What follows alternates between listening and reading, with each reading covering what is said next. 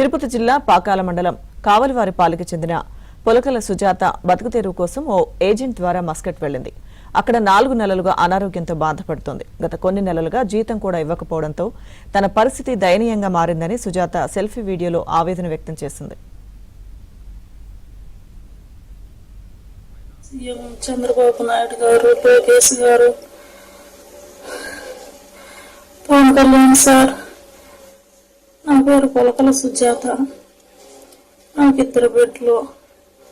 బతుకు తిరుగుకొని మస్కట్కి వచ్చిన సార్. నన్ను ఒక ఏజెంట్ ద్వారా వచ్చిన అతను ఇంట్లో పనికి పెట్టినాడు.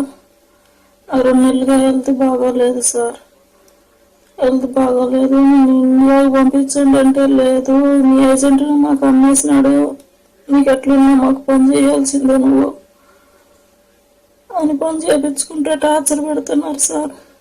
అన్న ఎమ్మెల్యే నాని అన్న, ప్లీజ్ అన్నా నీ కాళ్ళు పట్టుకుంటాను, ఇండియాకి రప్పించన్నా అన్న, వీళ్ళని టార్చర్ పెట్టేస్తున్నారన్నా, ప్లీజ్ అన్నా నీకు దండం పెడతాను, ఇండియాకి రప్పించన్నా.